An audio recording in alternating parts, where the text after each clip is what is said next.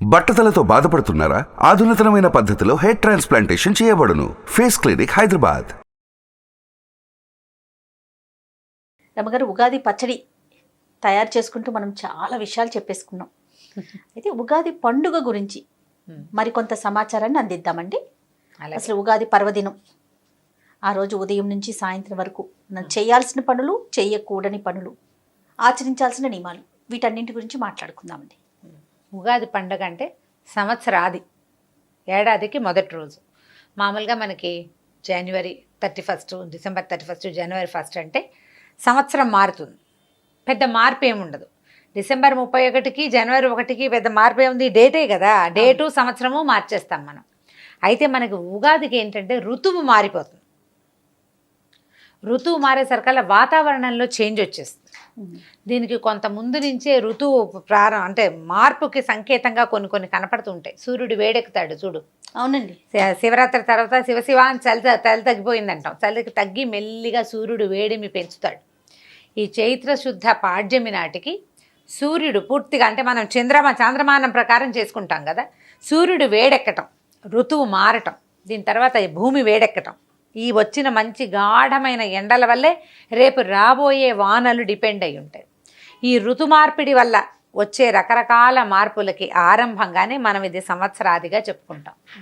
మనకి జనవరి 1 సంవత్సర ఆరంభానికి పెద్ద మార్పు ఏమి ఉండదు. ఇక్కడ మార్పు కనిపిస్తుంది మనకి. ఇదేంటంటే చాలా పూర్వకాలం నుంచి వచ్చిందే. శాలివాహన శకారంభం నుంచి ఇది ఇలా మనం ఉగాది చేసుకోవటం మొదలుపెట్టామని అంటారు.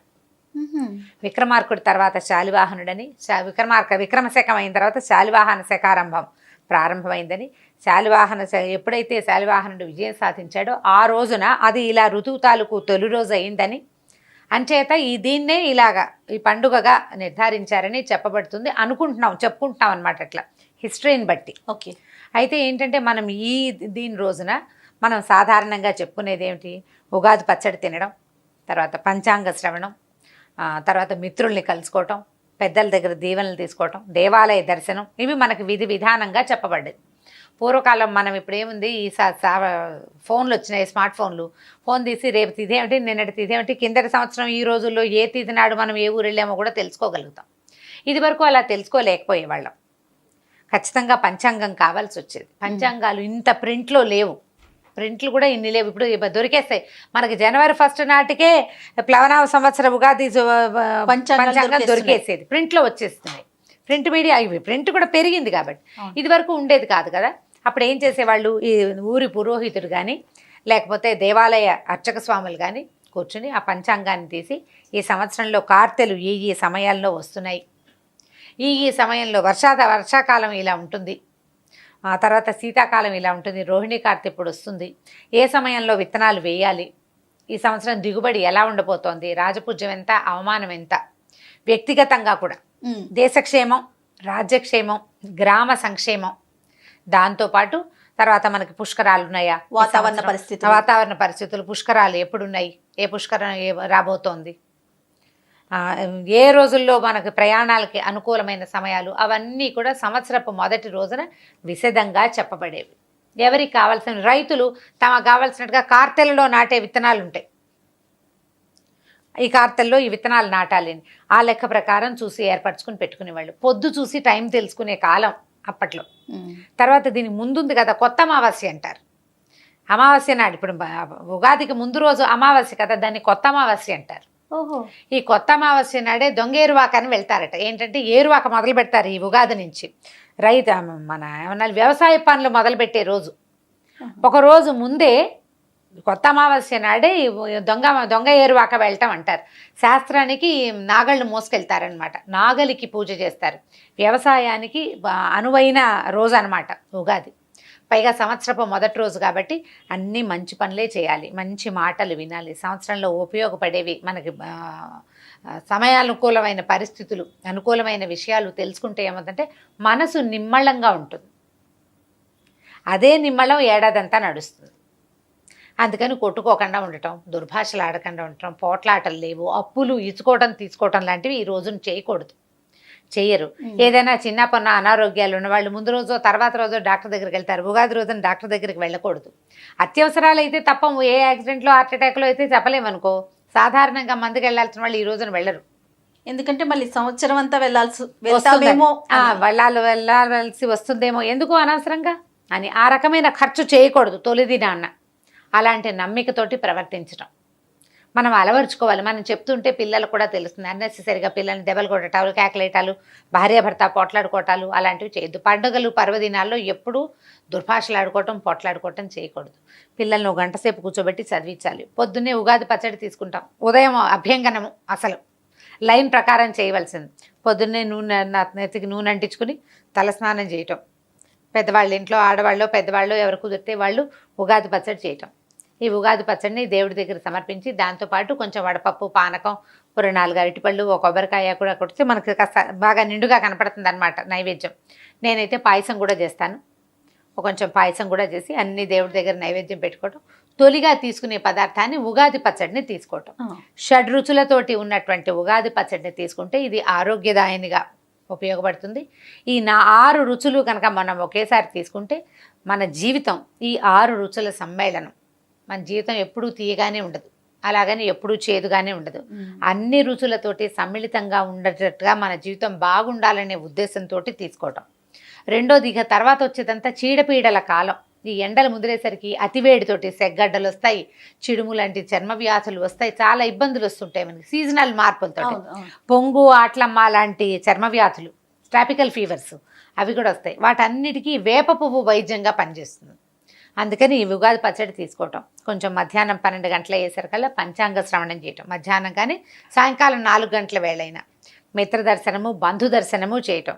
పెద్దవాళ్ళకి దండం పెట్టి ఆశీర్వాదం తీసుకోవటం. దేవాలయ దర్శనం చేయటం కుదిరితే. ఇప్పుడు ఉన్న మన సందర్భం, మనకు అవకాశం కుదరాలి కదా, కుదిరితే కనుక ఈ 4 పనులు సజావుగా చేయటం. పంచాంగ శ్రవణం తప్పకుండా చేయాల్సింది అనే ఒక నియమం ఏమన్నా ఉందమ్మ గారు? ఉన్నది.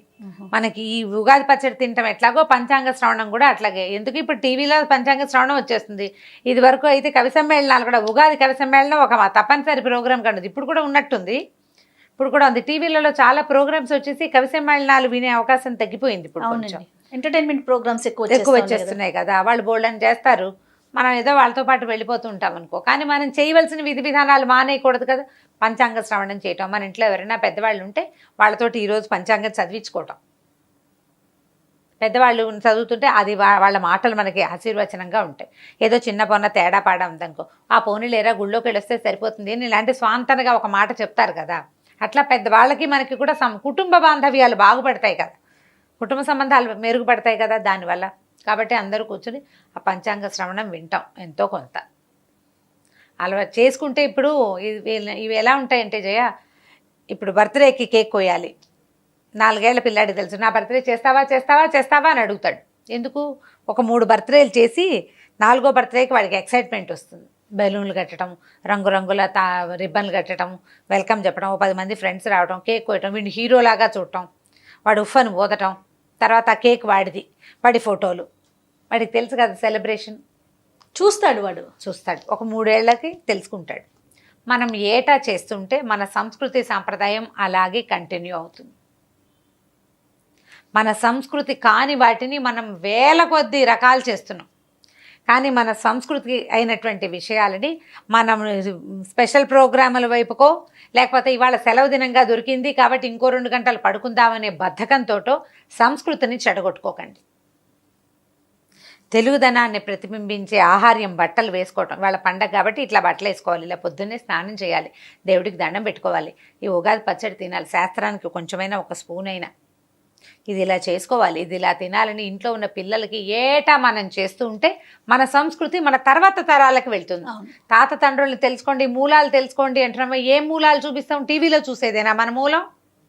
మనం ప్రాక్టికల్గా చేసి చేయాలి కదా. మన ఇంట్లో పద్ధతి అంటే ఇప్పుడు రామారావు గారు చెప్పింది చేయమని కాదు, మీ ఇంట్లో ఏది ఉందో అది. మీ పెద్దవాళ్ళు ఏం చేసేవాళ్ళు? మా అమ్మ కూడా తెలియదు అంటే నాయనమ్మని అడగండి, అమ్మమ్మని అడగండి మన ఇంట్లో ఏముందని. మీ అమ్మ అందరూ టీవీలే చూస్తున్నారు. మీరు కొత్తగా ఏదైనా తెలుసుకోవాలి, మన మూలం తెలుసుకోవాలంటే ముందు మన పెద్దవాళ్ళు ఏం చేసేవాళ్ళు తెలుసుకోవాలి. లేదా ఇప్పుడు అది కుదరలేదనుకో, ఏదైనా మీకు నచ్చిన ఒక వ్యక్తిని పట్టుకుని వాళ్ళ పద్ధతి ప్రకారం తీసుకెళ్ళండి మీ కుటుంబాన్ని ముందుకి. అలా కూడా చేయొచ్చు. మన గురువు గారు, మనం ఒకళ్ళని ఫాలో అవుతాం, టీవీలో ఫాలో అవడం కాదు, యూట్యూబ్ ఫాలోయింగ్ మాత్రం కాదమ్మా. గురువులు, మనం ఒకరు చెప్పిన మంచి మాట వినాలని భావిస్తాం, గురువుగా భావిస్తాం. మన పురోహితుడు రెగ్యులర్గా మన ఇంట్లో పూజ చేసే గురువులు, వారిని కనుక్కొని వాళ్ళు చెప్పిన పద్ధతి ప్రకారం ఏటా ఒక పేపర్ మీద రాసి పెట్టుకోండి ఏం చెయ్యాలి అని. ఏటా దాన్ని ముందుకు తీసుకెళ్ళండి. మీ పిల్లలకి అది అలవాటు అవుతుంది. మన భాషని, మన సంస్కృతిని, మన విధానాన్ని గౌరవించాలి, గుర్తించాలి, ముందుకు తీసుకెళ్ళాలి. ప్రతి తెలుగువాడి కర్తవ్యం ఏంటంటే మన భాష, మన విధానము, మన పద్ధతులు, వాటిని వదిలిపెట్టుకోవద్దు. ఎప్పుడైనా సరే మనతో ఉండేది మన విధానమే. ఏమో మా ఊళ్ళో ఏం చేస్తారో మాకు తెలీదు అని చెప్పేది ఎలా ఉంటుందంటే, మా అమ్మ పేరు నాకు తెలీదు అని చెప్పినంత సిగ్గుచేటైన మాట అది. మా అమ్మ పేరు నాకు తెలీదు, మా తాత పేరు నాకు తెలీదు అంటే ఎందుకు నువ్వు? వేస్ట్ కదా ఆ జీవితం. ఎంత పనికి మాలిందమ్మా, పరమ వేస్ట్. ఇప్పుడు నీ సంస్కృతి, నీ పద్ధతి, మా ఇంట్లో ఏమో పండగకి ఏం చేస్తారో నాకు తెలియదు అంటే సేమ్ డిట్టో ఇది కూడా అంతే. నేను ఇంత హార్ష్గా ఎందుకు చెప్తున్నానంటే చాలామంది కనపడుతున్నారు అట్లా. మీ ఇంట్లో ఏం చేస్తారో నీకు తెలీదు, మీ తాత పేరు తెలీదా? ఎందుకు నీ జీవితం? అది కూడా తెలుసుకున్నప్పుడు నీకు ఏమి జనరల్ నాలెడ్జ్ ఉంటే ఏం ఉపయోగం? నీకు ఎంత పెద్ద ఉద్యోగం ఉంటే ఏం ఉపయోగం? నీ దగ్గర డబ్బులుంటే ఏం ఉపయోగం? అడవిలో మాన్లకి వస్తుంది వయసు, మనకి వస్తుంది. ప్రయోజనం ఏముంది? మనుషుల్లాగా ఉండద్దా మనం? సంస్కృతిని ముందుకు తీసుకెళ్ళొద్దు? నీ మూలాలు, నీ జీవనాధారం ఏమిటి అనేది నువ్వు తెలియచేస్తేనే నీ పిల్లలకి తర్వాత తరాలకు వెళ్తుంది. దానికి ప్రతి మనిషి పాటు పడవలసిందే. మనలాగానే మన ముందు వాళ్ళు కనుక భావించుంటే మనం ఇట్లా ఉండం, ఇలా ఉండేవాళ్ళం కాదు మనం. అలా భావించద్దు. పండుగల్ని గుర్తించండి, వాటిని గురించి వివరంగా తెలుసుకోండి.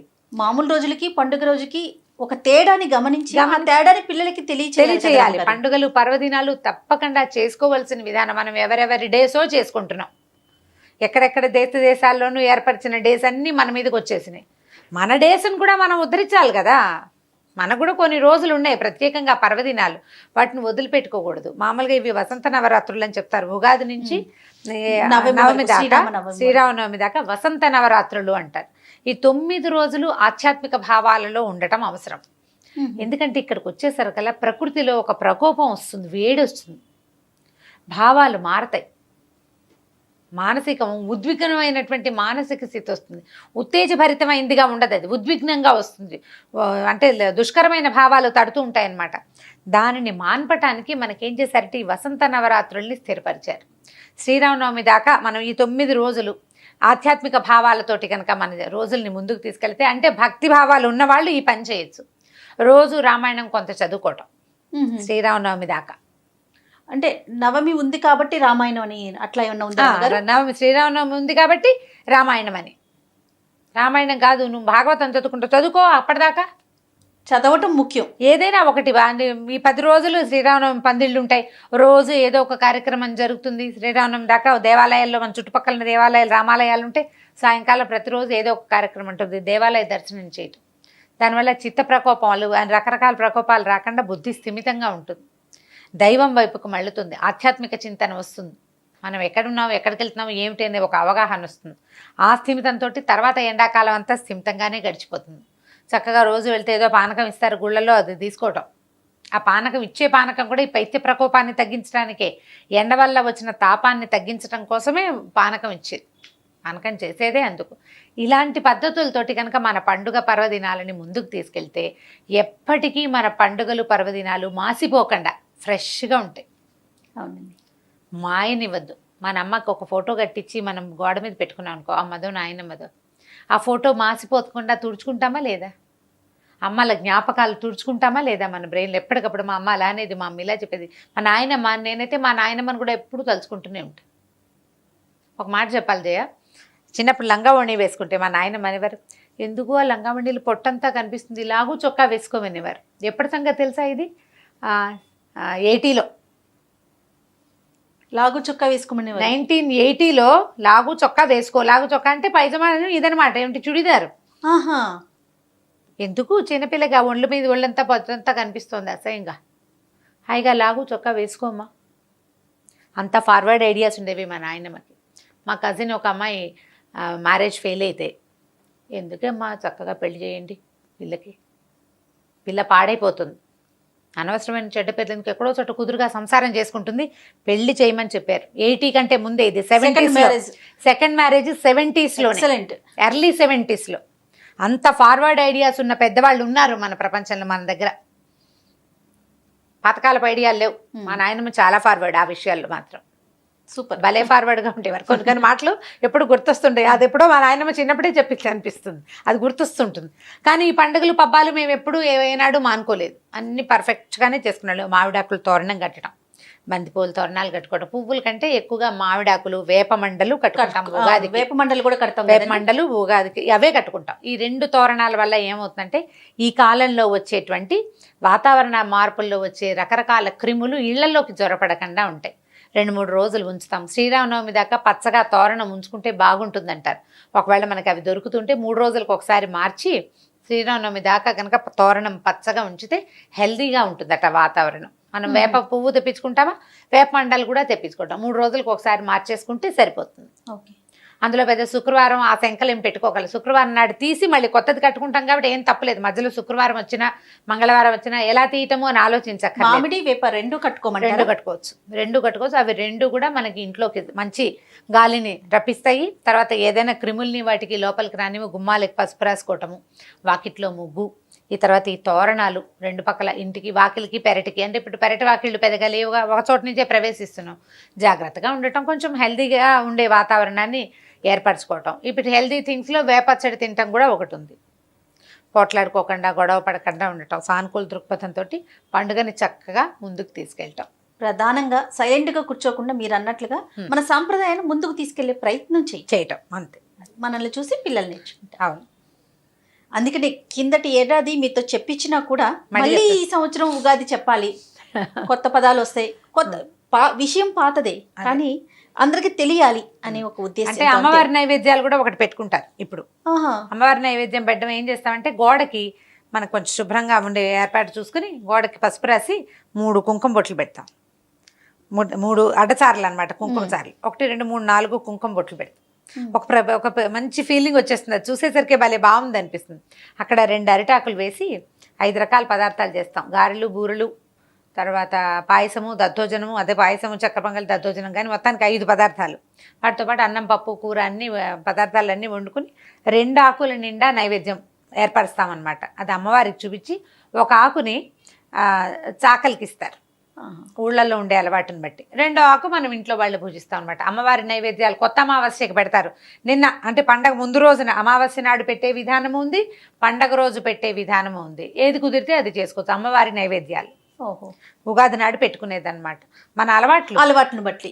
అదే మా ఇంట్లో లేదు, సో మన అలవాటును బట్టి మనం అదే ఇప్పుడు ఎవరిళ్ళల్లో అయినా కనుక ఈ పందా ఉండుంటే చక్కగా చేసుకోవచ్చు. మధ్యలో ఇదివరకు మా అత్తగారు పెట్టేది నేను చేయట్లేదు అంటే తర్వాత వచ్చిన కొత్త కోడలు పెట్టుకోవచ్చు, నువ్వు పెట్టుకోగలిగితే కనుక.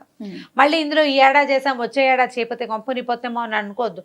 కుదిరికని బట్టి ఇది వేల్పులు మొక్కులు 1000 ఏళ్ళు అంటారు శాస్త్రం. అదే దండం పెట్టుకోవటమే. ఈ సంవత్సరం కుదరలేదు నాయన, వచ్చే సంవత్సరం పెట్టుకుంటానమ్మా అని ఒక మాట చెప్పుకుని చేసుకోవటమే, పర్మిషన్ తీసుకోవటమే మనం. అంతే. బాగుంది రమ్మగారు. థ్యాంక్ యూ అండి. నమస్తే. నమస్తే జయ. సుమన్ టీవీలో మీ పర్సనల్ అండ్ బిజినెస్ ప్రమోషన్స్ కోసం కింది నెంబర్కి కాంటాక్ట్ చేయండి.